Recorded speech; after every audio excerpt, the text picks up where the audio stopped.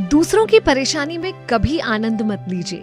कहीं ऐसा ना हो ऊपर वाला आपको तोहफे में वही दे दे, क्योंकि ऊपर वाला आपको वही देता है जिसमें आपको आनंद मिलता है। 94.3 माय एफएम से मैं हूँ विनी आपके साथ, और चलो आज कुछ अच्छा सुनते हैं। शहर से थोड़ी दूर घूमने टहलने निकले एक पिता पुत्र की बात आपको बताती हूँ। पिता और पुत्र दोनों घूम रहे थे। उन्होंने देखा कि एक खेत के बाहर किसान के उतरे हुए जूते रखे हुए हैं, तो बेटा उन जूतों को देखने लगा। पिता ने उसकी नजरों को देखते हुए कहा कि लगता है कि कोई किसान होगा जो अंदर अपने खेत में काम कर रहा होगा, बाहर जूते उतार कर गया है। बेटे को शरारत सूझी। उसने पापा से कहा कि पापा थोड़े से मजे लें। अरे थोड़ी मस्ती तो बनती है, जीवन में आनंद मस्ती से ही तो आता है। पिताजी ने उसकी तरफ यूं देखा और बोले, कैसा आनंद, क्या करना चाहते हो तुम? तो बेटा कहता है कि मैं ना मजदूर के इन जूतों को छुपा देता हूँ। जब वो बाहर आएगा जूते ढूंढेगा तो उसकी व्याकुलता, उसकी तलब देखने में बड़ा मजा आएगा। पिता को ये बात बड़ी अजीब लगी, दुख सा हुआ उन्हें अपने बेटे की बात को सुनकर, और धीरे से बेटे से कहा कि नहीं बेटा, ऐसा कभी नहीं करना। तुम्हारी नजर में जिन चीजों की कोई कीमत नहीं है, एक गरीब और मजबूर व्यक्ति के लिए वो आवश्यकता की वस्तु है। वो जूते उसके लिए बेशकीमती हो सकते हैं। तुम मजा लेना चाहते हो तो चलो मैं तुम्हें एक नई तरकीब बताता हूँ मजा लेने की। बेटे ने कहा कैसे?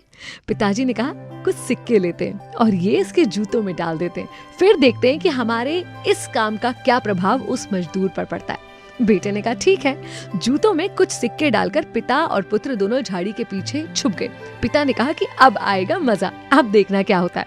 कुछ देर बाद काम खत्म करके मजदूर जब खेतों से बाहर निकला, एक जूते में पैर डाला तो उसे एहसास हुआ कि कुछ कठोर सा पड़ा हुआ है जूते में। जूता हाथ में लिया तो देखा ये क्या, सिक्के।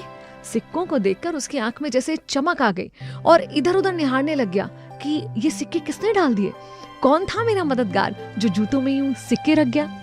मगर उसे आसपास कोई नजर नहीं आया। दूसरे जूते को देखा तो उसमें भी सिक्के पड़े हुए थे।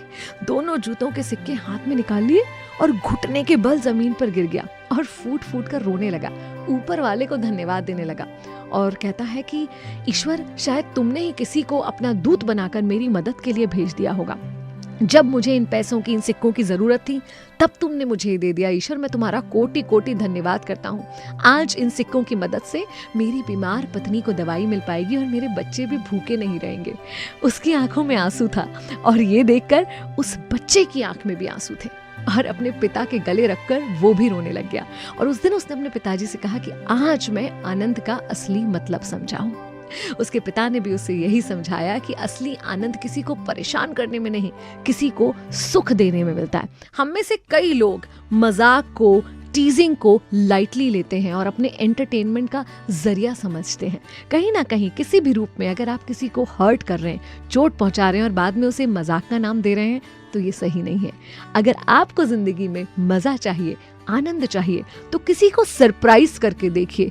कोई अनएक्सपेक्टेड खुशी देके देखिए, कोई ऐसी खुशी जिसकी उसने उम्मीद ना की हो। भले वो छोटी सी हो, भले ही उसमें आपके बहुत पैसे ना जा रहे हो, लेकिन आपका इंटेंट, आपका इंटेंशन वो अच्छा होना चाहिए। किसी का अच्छा करके देखिए, आएगा असली मजा।